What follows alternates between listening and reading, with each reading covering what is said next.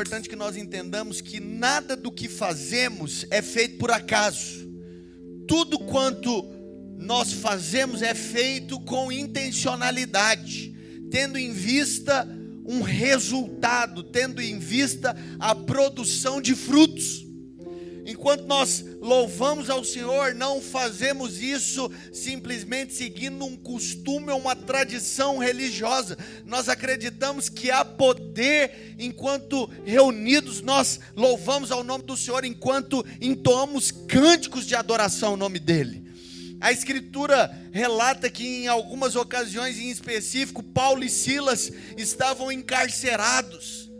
E eles começaram a louvar, e a Escritura diz que as cadeias romperam-se. Então nós acreditamos que enquanto louvamos ao Senhor, cadeias são quebradas. Nós acreditamos que o Senhor habita no meio dos louvores do seu povo. Mas no que se refere à palavra, não existe variação quanto a isso. A palavra de Deus diz que a fé vem pelo ouvir, e ouvir que é da palavra de Cristo. Nós acreditamos que quando pregamos, fé é plantada no seu coração. Nós acreditamos que enquanto pregamos, uma semeadura é lançada em terra fértil, em terreno fértil, e essa semente ela multiplica a 30, a 60 e a 100 por um. É por isso que nós fazemos. Nós estamos aqui semanalmente reunidos, porque nós acreditamos no que nós estamos fazendo. Não fazemos de maneira religiosa ou simplesmente para constar. Nós acreditamos que um efeito é produzido quando nos reunimos para celebrar, para cultuar ao Senhor Jesus. Como vocês bem sabem, esse é o terceiro domingo em que nós trabalhamos tendo por base o Evangelho de João, a biografia a respeito de Jesus sob a perspectiva de João. E hoje nós vamos falar do capítulo 9 até o capítulo 12. Mas para inteirar aqueles que chegaram agora, eu vou fazer uma breve recapitulação. A gente observa em primeiro lugar que João traz a perspectiva de Jesus como filho de Deus. Marcos aponta Jesus como servo, Mateus como rei, Lucas como homem, mas João apresenta Jesus como filho de Deus. E no capítulo 1 nós enxergamos que Jesus apresenta o caminho por meio do qual nós nos tornamos, nós passamos a integrar a sua família. No versículo 12 a Escritura diz assim: mas a todos quanto o receberam, deu-lhes o poder de se tornarem, porque não eram filhos de Deus, os quais não nasceram da carne, nem da vontade do homem, mas da vontade de Deus. Mas no capítulo 2 nós vemos o primeiro milagre público de Jesus, que é nas bodas em Caná da Galileia, onde ele transforma 360 litros de água em vinho, um milagre equivalente de modo aproximado a 116.560.000 reais. E por meio dessa exposição, o que nós identificamos? Em primeiro lugar, que o que é escasso na terra é abundante no céu. Em segundo lugar, nós observamos que os detalhes da nossa vida, embora eles pareçam ser insignificantes, eles são importantes para Deus. Deus se preocupa com os detalhes da sua vida. Mas no capítulo 3 nós enxergamos que Jesus se encontra com um dos principais judeus. E ele diz o versículo mais conhecido da Escritura: porque Deus amou o mundo de tal maneira que deu o seu Filho unigênito, para que todo aquele que nele crê não pereça, mas tenha a vida eterna. Mas no capítulo 4 Jesus se encontra com a mulher samaritana, e a Escritura é enfática em dizer que era necessário que Jesus passasse por Samaria. Jesus encontra com a mulher que havia sido reputada pela lei como desprezível e até mesmo adúltera. E ele vai, depois de ter se encontrado com ela, e diz: anuncie para a cidade inteira o que você acabou de experimentar. E à luz de Flávio Josefo, um dos principais historiadores cristãos, ele diz que cerca de 35% daquela população tem um encontro com Jesus, por causa de uma mulher pecadora. No capítulo 5 nós vemos que Jesus, ele quebra os paradigmas da religião. Ele vem apresentar um caminho superior, um caminho elevado. Mas no capítulo 6 nós percebemos que Jesus se revela como o pão da vida. E eu não sei se você sabe, mas quando nós nos alimentamos em específico do pão, após termos nos alimentado, o nosso organismo processa as moléculas de amido e as transforma em energia, e essa energia é lançada para a corrente sanguínea. E aquele pão se torna parte de nós, e se cumpre o que foi dito por meio de Jesus no capítulo 6, versículo 53. Assim como do Pai eu vivo, porque dele eu me alimento, aquele que se alimenta de mim, por mim viverá. Mas no capítulo 7, Jesus fala: o que eu tenho para você não se restringe apenas ao indivíduo. Aquele que crê em mim, do seu interior fluirão rios de águas vivas. Então aquele que inicialmente era o pão, ele se torna um rio, e por onde esse rio passa, tudo ele transforma. E eu acredito que por onde nós temos passado, realidades têm sido transformadas. A vida das pessoas à sua volta tem sido transformadas por causa das boas atitudes e das boas intenções deles, não, por causa de um rio que flui do seu interior. Mas no capítulo 8, por fim, para que nós introduzamos a palavra dessa noite, a gente percebe que Jesus encontra uma mulher pega em adultério, em flagrante adultério. As pessoas estavam com as pedras na mão para apedrejá-la. A lei foi feita, gravada em tábuas de pedras. Eles pegam as pedras porque iriam condená-la à luz da lei. Mas Jesus diz a frase célebre: quem não tem pecado, atira a primeira pedra. Todos os acusadores, dos mais velhos aos mais novos, começam a ir embora. Jesus pergunta: onde estão os seus acusadores? Eles foram embora. Se eles não te condenaram, eu também não te condeno. Vai, não peques mais. O que é que Jesus está querendo dizer? Eu não vim condenar o mundo, eu vim salvar o mundo.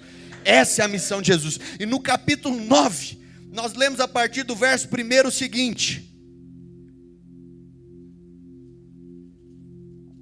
caminhando Jesus viu um homem cego de nascença. Ele era cego de nascença. E os seus discípulos perguntaram: mestre, quem pecou, este ou seus pais, para que nascesse cego? Respondeu Jesus: nem ele pecou, nem seus pais, mas foi para que se manifestem nele as obras de Deus. É necessário que façamos as obras daquele que nos enviou enquanto é dia. A noite vem quando ninguém pode trabalhar. Enquanto estou no mundo, sou a luz do mundo. Dito isso, cuspiu na terra, e tendo feito lodo com saliva, aplicou aos olhos do cego, dizendo-lhe: vai, lava-te no tanque de Siloé, que quer dizer enviado. Ele foi, lavou-se e voltou vendo. Em primeiro lugar, o que nós observamos? Que aquele indivíduo era cego de nascença. E a gente pode observar que o livro, ou o Evangelho de João, ele não registra ou faz menção de parábolas, porque é um livro permeado de princípios. Cada capítulo contém um princípio que nos remete a uma prática, que de certo modo tem em vista nos levar a enxergar a realidade de quem nós éramos, mas tendo em vista sobre quem Jesus almejava que nós nos tornássemos. E a verdade é que nós éramos cegos de nascença. A verdade é que de modo nenhum nós poderíamos nos achegar a Jesus. A verdade é que nós éramos como cegos à beira do caminho. Nós estávamos perdidos, mas Ele nos achou. E isso fundamenta o que é dito no próprio Evangelho de João, capítulo 15. Não fostes vós quem escolhestes a mim, não foram vocês que se achegaram a mim, mas eu escolhi a vós outros. Eu acolhi a vós outros. E conforme diz o apóstolo Paulo na carta aos Gálatas, pela graça nós fomos salvos, mediante a fé em Cristo Jesus. E isso não vem de vós, é dom de Deus, não de obras para que ninguém se glorie. Nós fomos envolvidos com laços, com cordas de amor, de modo tal que nós hoje não podemos escapar. Eu acho interessante uma frase de C.S. Lewis. C.S. Lewis diz assim: olha, durante toda a minha vida eu procurei por Deus, e a verdade é que eu só fui encontrá-lo no fim dela. E quando eu encontrei a Deus, eu percebi que na verdade eu era a caça e Ele era o caçador. Esses dias, nessa semana que passou, eu encontrei uma amiga minha, e a gente estava conversando. Nós já somos amigos há 17 anos. Nós estávamos conversando, e quando é fé, chegou uma outra amiga nossa. Essa outra amiga minha já era conhecida há 11 anos. Só que já fazia bastante tempo que nós não nos víamos. E aí então, conversa vai, conversa vem, ela perguntou: Rodrigo, e aí, me fala sobre você. Eu falei: não, eu cursei Direito, cursei Teologia, eu trabalho com construção civil, e eu sou pastor. E aí ela regalou os olhos, o queixo caiu, ela ficou admirando: você é pastor? Eu falei: eu sou pastor. E aí, sem mais nem menos, ela exclamou assim: olha, se Jesus te alcançou, Ele pode alcançar qualquer um. A verdade é que eu estava perdido e fui achado. E eu digo a vocês, se o Senhor me encontrou, Ele pode encontrar qualquer um. Você pode me perguntar como que isso aconteceu? Eu não sei, eu sei que eu era cego, agora eu vejo. Eu sei que Ele que me envolveu. Eu sei que de modo nenhum, se é para aplaudir, o Senhor pode aplaudir com maior intensidade.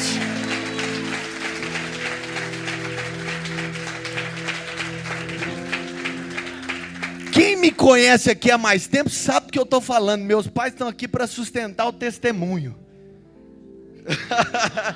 Eu mesmo sou quem apaga as suas transgressões, e delas eu já não me lembro mais. Isso é o mais poderoso, né?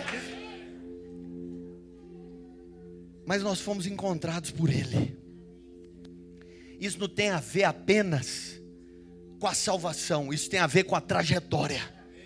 Eu não sei se você sabe o que significa a palavra cristianismo, mas eu vou dizer aqui no vocabulário comum. Cristianismo nada mais é que enxergar tudo sobre o prisma de Jesus.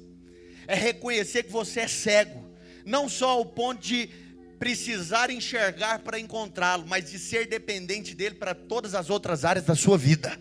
A verdade é que nós estamos aqui porque nós precisamos dele, porque nós necessitamos dele. Ele é o caminho, ele é a verdade, ele é a vida. Nós fomos constrangidos de tal maneira que entregamos a nossa vida confiadamente nas mãos dele. Mas em segundo lugar, nesse texto nós observamos que há um senso de urgência no coração de Jesus. Ele fala: olha, a noite vem, e quando vier a noite, ninguém mais vai poder trabalhar. É necessário que nós anunciemos as boas notícias de Jesus. O apóstolo Paulo diz na carta a Timóteo, em tempo ou em fora de tempo, quer oportuno ou não, pregue a palavra. E sabe o que é o mais fantástico disso? É que Deus não precisa de um pregador, de um pastor, de um mestre, um expositor das Escrituras. Ele pode usar a cada um de nós. Ele pode usar a mim e a você. Ele pode te usar no seu trabalho, aonde quer que você for. Isso é o mais incrível de tudo isso. Mas em terceiro lugar, o que nós observamos? Qual foi o método que Jesus usou para curar aquele cego? Ele cuspiu, vamos ser bem assim, vamos tentar entender o que aconteceu. Jesus deu uma escarrada e cuspiu na terra. Muitas pessoas talvez nem poderiam ser curadas por Jesus, porque fica cheio de nojinho, né? Mas ele cuspiu na terra e passou o lodo nos olhos daquele camarada. E aqui nós encontramos dois princípios. O primeiro deles: o homem foi criado do pó da terra. E o pó nos fala de quê? De insignificância, de desprezo, de futilidade. Mas a saliva, o cuspe, nada mais é do que aquilo que sai da boca. Mas naquela ocasião saiu da boca de quem? Saiu da boca de Deus. Deixa eu te dizer, Deus poderia fazer tudo sozinho, mas Ele decidiu nos usar como seus cooperadores. E nada nesse mundo se compara com a graça de ser usado por Deus. Porque embora nós sejamos limitados, impotentes, incapazes, a graça dele nos basta. Porque o seu poder se aperfeiçoa na nossa fraqueza.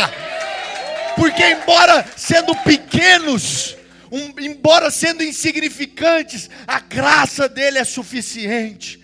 E eu sinto da parte de Deus para dizer para algumas pessoas aqui: você engavetou e tem entesourado algumas coisas que Deus te compartilhou, mas eu sinto te dizer: reavives o dom de Deus qual há em ti, o qual te foi entregue mediante profecia e imposição de mãos do presbitério.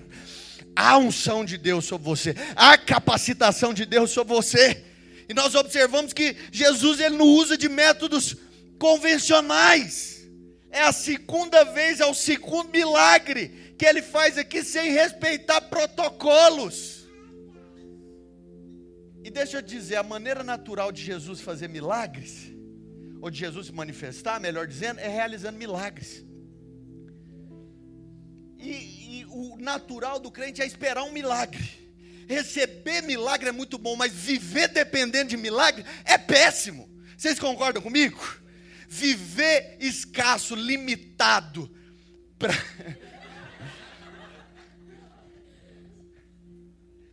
viver escasso e limitado é ruim demais. Mas eu sinto algo da parte de Deus. A maneira natural de Deus atuar é fazendo milagres. Mas se Deus quiser usar qualquer um dos métodos que estão na alçada dele, eu estou aberto para receber. Se Deus quiser usar medicação para me curar, eu estou aberto para receber medicação. Eu entendi que eu vou lutar com todas as armas que estão ao meu alcance. E por que eu falo isso? Porque tem gente que se sente derrotado, tem gente que se sente fracassado. Quando ele fala assim, eu vou ter que recorrer a um remédio. O contrário de alguns, eu falo, rapaz, eu vou tomar esse remédio aqui, mas só para cumprir o protocolo, porque eu sei que é Jesus que está me curando aqui. Às vezes vai ter que ser essa maneira que você vai usar, mas eu acredito que é o Senhor que opera o querer e o realizar em nossas vidas. Depois de Jesus ter feito o milagre, o que ele falou? De certo modo ele reconheceu, falou, vai e lava-te no tanque de Siloé, que quer dizer enviado. A água na Bíblia aponta para a manifestação do Espírito, para o fluir do Espírito. Então Jesus, depois de ter feito o milagre, em outras palavras, ele estava validando, foi o Espírito que se manifestou na sua vida, foi o Espírito que fez em você. Mas no capítulo 10 a Escritura diz assim, e o capítulo 10 nada mais é do que uma sequência do capítulo anterior. E o enunciado é Jesus o bom pastor. Em verdade vos digo, o que não entra pela porta no aprisco das ovelhas, mas sobe por outra parte, esse é ladrão e salteador. Aquele, porém, que entra pela porta, esse é o pastor das ovelhas. Para este o porteiro abre, as ovelhas ouvem a sua voz, ele chama pelo nome as suas próprias ovelhas e as conduz para fora. Depois de fazer sair todas as que lhe pertencem, vai adiante delas e elas o seguem, porque lhe reconhecem a voz. Em primeiro lugar, Jesus conhece o seu nome. Ele não conhece só o nome de um líder, uma autoridade espiritual, ele conhece o nome de cada um de nós e ele te chama pelo seu nome. Mas em segundo lugar, o que nós observamos? Que eu e você somos tirados do aprisco e nós somos levados para pastos verdejantes. O que aconteceu com aquele indivíduo que tinha recebido um milagre? Ele foi expulso da sinagoga. Por quê? Porque a lei não aceita os milagres. A lei não reconhece a manifestação de Deus. Mas é por esse motivo que o Senhor nos leva a pastos verdejantes. E a gente percebe que Jesus prossegue dizendo, todo que ouve a minha voz, me segue. Todo que ouve a voz do Senhor o segue. Esses dias uma pessoa me perguntou o seguinte, será que o fulano, a fulana, reconcilia, né? Ela volta para os caminhos do Senhor? Eu falei, eu acredito em algo mais elevado que isso. Eu acredito que aquele que se uniu ao Senhor de modo nenhum ele pode escapar. Eu acredito na graça irresistível. Ele pode estar dando uma voltinha, mas é só uma questão de... É tipo assim, eu estou te dando corda para ver até onde você vai. Porque você é daqui. Você é desse lugar. E eu quero te conduzir a passos verdejantes. Eu fico pensando o seguinte, a pessoa só está perdendo tempo, porque na verdade ele já pertence a outro lugar. Ele já faz parte de outra família. E essa família é a família de Deus. E aqui o que a gente observa? As ovelhas ouvem a sua voz. Eu sei que em alguns lugares existem pessoas que querem te fazer dependente de um homem a vida inteira. Então você precisa ouvir o homem para você ser bem sucedido. Você precisa seguir esse lugar para ser bem sucedido. Mas o que a Escritura nos diz? Que as ovelhas do Senhor ouvem a sua voz. As pessoas vivem me perguntando, ali na igreja de vocês, qual que é a maneira de relacionar? Qual que é a maneira de fazer isso ou aquilo? Vocês já me ouviram responder nisso uma vez. Eu falei assim, a maneira que nós entendemos relacionamento é o seguinte, nós ensinamos as pessoas a ouvirem o Espírito Santo, e depois de ouvir o Espírito Santo, eles podem fazer o que quiser.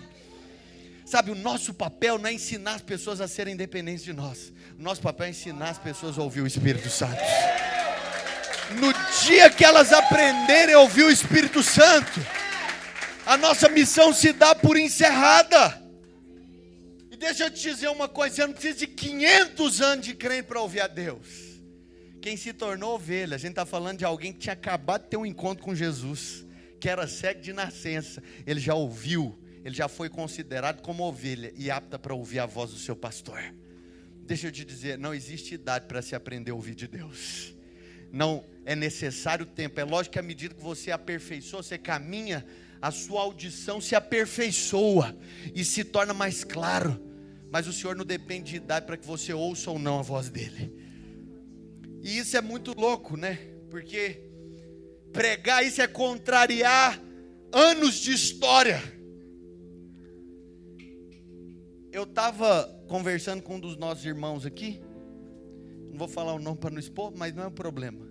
Ele mandou uma mensagem e falou: pastor, eu nesse final de semana vou num baile funk pregar. Eu falei: glória a Deus. Depois manda o testemunho. E eu falei: glória a Deus de coração. Antigamente eu falava: tá amarrado, pede pato mangalô 3 vezes. Faz jejum, 40 dias na água. Falei: vai mesmo. E aí ele voltou e contou, falou: pastor, dezenas de pessoas entregaram as suas vidas para Jesus. Eu falei: que incrível, que incrível. Deixa eu dizer, essas pessoas que acabaram de receber Jesus no meio do baile funk, elas podem ouvir a voz do Senhor também. Eu me lembro quando eu estava desgarrado, precisava só de um prazinho. Eu começava a pregar para meus amigos: nós precisamos mudar de vida mesmo. Nós precisamos entregar a vida para Jesus. Isso aqui não vai levar a gente para lugar nenhum. Quantos testificam a respeito disso? Não, isso aqui não vai levar a gente para lugar nenhum. Não, vamos reconciliar com Jesus. E o povo fala: ei, Rodrigo, você está dando é onda torta. Mas a Escritura prossegue dizendo no versículo 28, diz assim: eu lhes dou a vida eterna, jamais perecerão, e ninguém, diga assim, ninguém os arrebatará da minha mão. Aquilo que o Pai me deu é maior do que tudo, e da minha mão, e da mão do Pai, ninguém pode arrebatar. Deixa eu te dizer, o lugar mais seguro onde você pode estar é nas mãos do Pai. Conta-se uma história que uma mulher estava limpando a casa, ela trabalhava como secretária doméstica, e aí então ela estava lá dizendo, proclamando: minha vida está nas mãos de Deus, minha vida está nas mãos de Deus. E o patrão dela, muito enfurecido, bradou de longe e falou: toma cuidado, as mãos de Deus são muito grandes, você pode cair de lá. Mas sabiamente ela respondeu: não, quando eu disse que a minha vida estava nas mãos de Deus, eu estava dizendo que eu era um dos membros dela. Deixa eu te dizer uma coisa, a Escritura fala que nós nos unimos ao Senhor, nós nos tornamos um só com Ele. Não tem como ninguém nos arrebatar das mãos dele. A palavra de Deus fala: não sabeis vós que o vosso corpo é templo do Espírito Santo, que vós não sois de si mesmo. Nossa vida está no Senhor, nós pertencemos a Ele. E sabe qual que é o mais incrível? Essa vida incluída em Jesus nos conduz a pastos verdejantes. A palavra de Deus fala: o Senhor é o meu pastor, nada me faltará. Ele me faz repousar em pastos verdejantes, guia-me para junto das águas de descanso, refrigera minha alma. Sabe, ainda que eu e você possamos acampar envoltos de um exército de inimigos, passar por vales sombrios, nós não devemos temer mal nenhum, porque Ele está conosco. O seu bordão e o seu cajado nos consolam. Ele prepara uma mesa na presença dos nossos inimigos, unge a nossa cabeça com óleo e faz o nosso cálice transbordar. E sabe qual que é o prazo de validade disso? Bondade e misericórdia vão me seguir não só hoje ou amanhã, mas todos os dias da nossa vida. Todos os dias da nossa vida. No original, essa palavra, essa primeira porção, o Senhor é o meu pastor e nada me faltará, é melhor traduzido: o Senhor é o meu pastor e de nada eu terei falta. Amém mesmo? Eu não terei falta de momentos de alegria, mas eu não terei falta de momentos de tristeza também. Eu não terei falta de abundância, mas eu não terei falta de escassez também. Isso é incrível, porque muitas vezes nós só esperamos um Deus de portas abertas, mas às vezes Deus fecha portas. E a gente começa a orar: sai capeta, sai diabo, tá amarrado, pé de pato, mangalou 3 vezes. Mas não adianta repreender o Espírito Santo. Às vezes é o próprio Espírito Santo nos protegendo, nos guardando das nossas santas obstinações. E qual que é o descanso, Rodrigo, em momentos de portas fechadas? O descanso é o seguinte: Ele está com você durante todos os dias da sua vida. Você pode descansar, porque Ele está com você. Se Ele é por você, quem será louco de ir contra Ele?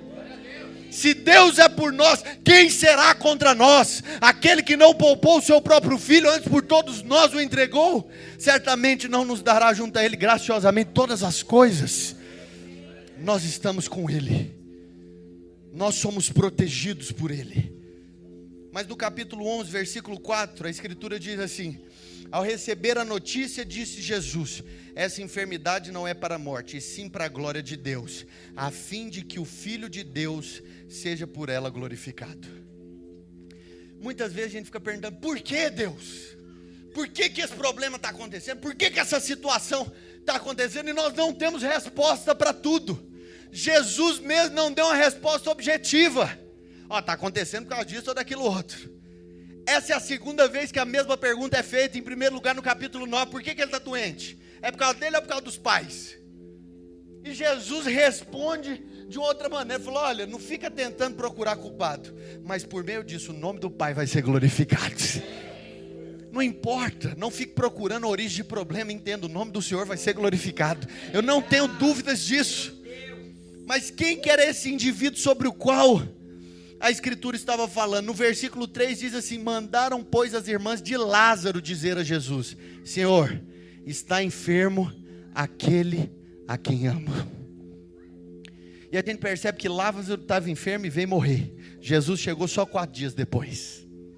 Jesus parou para atender outros 2 indivíduos ao longo do caminho. E ele chega atrasado, aparentemente, no problema. Mas o que nós enxergamos aqui? Lázaro não era qualquer indivíduo. Ele era considerado amigo de Jesus. Ele era pertencente à família da fé. A Escritura diz: vocês não são chamados mais de doulos, de escravos, porque o escravo não sabe a vontade do seu Senhor. Hoje eu vos chamo de amigos, porque aos seus amigos o Senhor deu-lhe conhecer a sua vontade. Lázaro era da família da fé. Mas o que aconteceu com alguém da família da fé? Ele naufragou na fé. Ele veio a óbito. E aí você percebe que, diferente de outros momentos, Jesus não está preocupado com a quantidade de pessoas. Ele vai lá por causa de um homem, por causa de uma pessoa. Porque uma pessoa, e isso não está na Bíblia, vale mais do que o mundo inteiro. Só entende o valor da multidão quem entendeu que uma vida vale mais do que o mundo inteiro. Só entende a amplitude, a seriedade, o peso de todas, quem entendeu que o um é importante para Jesus. Jesus mudou toda a trajetória, todo o trajeto por causa de uma pessoa. Às vezes nos pergunta: até quando eu devo ir com alguém? Você deve ir com alguém no limite do seu amor por ela. Enquanto você a amar, você não deve desistir. E eu oro para que o Senhor compartilhe conosco esse mesmo coração. Não é questão de números, não é uma questão se aqui está cheio ou está vazio. É uma questão de entender que essa pessoa é importante para nós. É uma questão de entender que existe um lugar para você na família de Deus. É uma questão de entender que uma vez que você foi colocado na família de Deus, de modo nenhum você pode ser arrebatado das mãos do Senhor. Jesus vai, e esse é um dos 2, dentre os 2 episódios onde Jesus chora. E os estudiosos dizem que Jesus não está chorando aqui por causa de um sentimento, mas por causa do prisma por meio do qual as pessoas estavam observando a vida. Eles já estavam desprezando Lázaro, eles já estavam sepultando Lázaro, mas Lázaro é importante para mim. E aí o que a gente observa? Jesus chega diante do túmulo e fala: rola a pedra. A pedra na Bíblia aponta para a lei. Por que Lázaro morreu? Porque ele foi condenado pela lei. E às vezes você pode ficar perguntando e ficar se questionando, mas mais uma vez sobre isso. Olha, deixa eu te dizer, a lei condena o melhor dos homens. Você sai andando pela rua, você vê pessoas apontando o dedo para você. Por quê? Porque eles usam a lei para condenar. A gente já entendeu, Jesus não veio para condenar, Ele veio para salvar, Ele veio para incluir.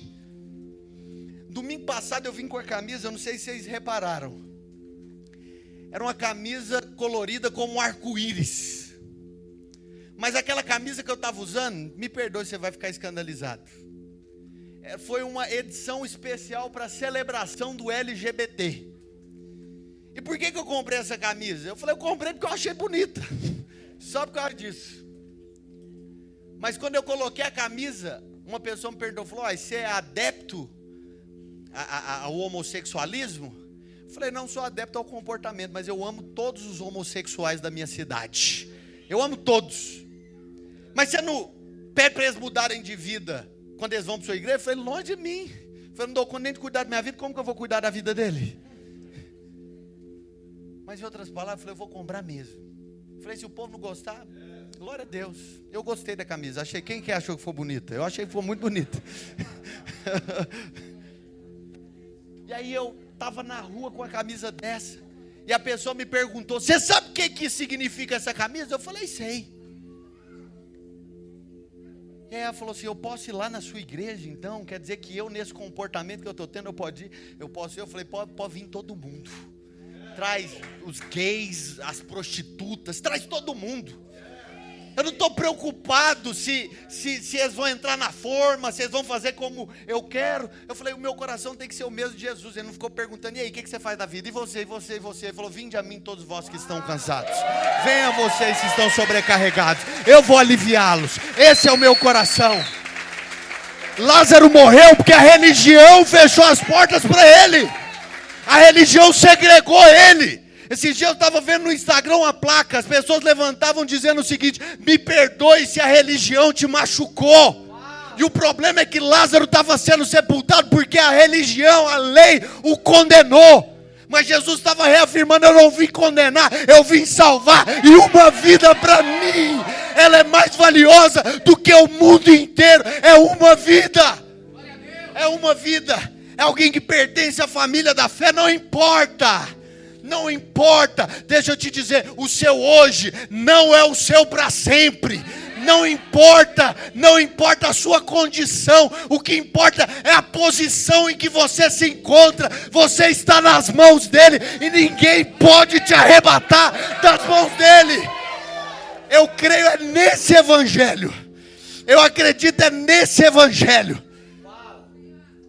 No versículo 8, os apóstolos enfatizam o seguinte, Jesus,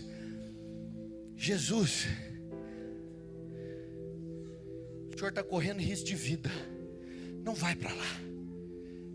Mas ele estava reafirmando, o bom pastor dá a vida por suas ovelhas. O bom pastor entrega a vida por suas ovelhas. Não importa o que você está fazendo. Eu não me preocupo, eu não estou sendo condizente com certos comportamentos. Mas para mim não é o que importa. Para mim não é o que é o mais importante. O mais importante é o nosso coração. O mais importante é o valor que você tem para Jesus. Isso é o mais importante. Eu desejo que a nossa comunidade de fé seja vista como um coração de mãe. Sempre cabe mais um. Não no sentido literal. No espaço, tem lugar para todo mundo, tem lugar para todas as pessoas, e independente do comportamento, não somos nós que vamos mudar a vida das pessoas, é o evangelho que vai produzir essa transformação, é o evangelho que vai fazê-las nascer de novo.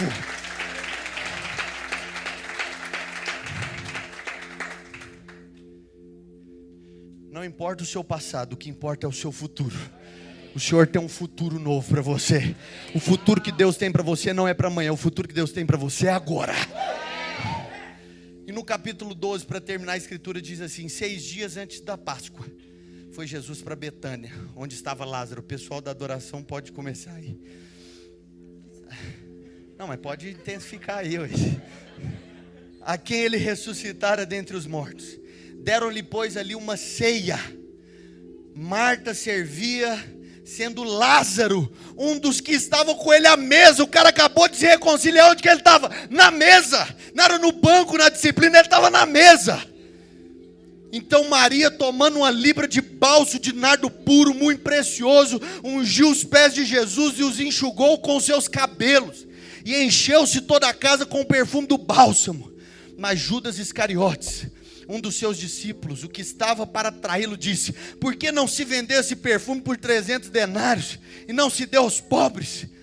Isto disse ele, não porque tivesse cuidado dos pobres, mas porque era ladrão, e tendo a bolsa, tirava o que nela se lançava. Jesus, entretanto, disse: deixai-a, que ela guarde isso para o dia em que me embalsamarem, porque os pobres sempre os tenho convosco, mas a mim nem sempre me tendes. Qual que é uma consequência? A consequência de um encontro com Jesus: você entrega tudo. Eu não sei se você já reparou, nós não falamos sobre dízimos e ofertas aqui na igreja. Você já reparou sobre isso? Toda vez que a gente fala sobre o quê? Generosidade. Teve uma pessoa que me procurou esse dia e falou: pastor, eu preciso me conectar a uma igreja, porque eu tenho que devolver o meu dízimo. E me perdoe, mas na hora eu fiz a leitura, eu falei: nossa, irmã,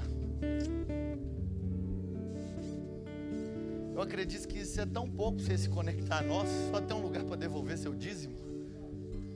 Eu falei: eu acredito numa comunidade de fé que não vai ser mantida por dízimos e ofertas. E eu não estou sendo incoerente, me entenda, espere eu terminar. Eu falei: porque o dízimo e a oferta é só fazer o que a lei te põe como em caráter de obrigatoriedade fazer. A palavra de Deus fala que se a gente não superar muito ao comportamento dos escribas e fariseus, de modo nenhum a gente vai ver o reino. Eles davam o dízimo do coentro e do cominho, mas Jesus fala: olha, eu estou apresentando um caminho mais elevado. Quem se encontrou com Jesus, ele não entrega pelas metades, ele entrega tudo. Ele entrega tudo. E a generosidade, esse coração que a gente fala, não é falar: eu não estou te apresentando uma válvula de escape para você entregar uma esmola para Deus. A gente nada mais faz do que estende uma oportunidade para externar o coração. Eu oro para que cheguem dias que a gente não precisa nem ter momento de oferta e dízimo aqui, generosidade, onde o povo chega e fala: está aqui, ó, está aqui, está aqui, está aqui, ó. Eu não preciso nada disso. Deixa eu te dizer, eu não estou pregando sem antes falar. Quem me conhece aqui entende do que eu estou falando. Quem anda perto de mim sabe disso. Eu sou desprendido de tudo na minha vida. Tudo que eu tenho é de Deus.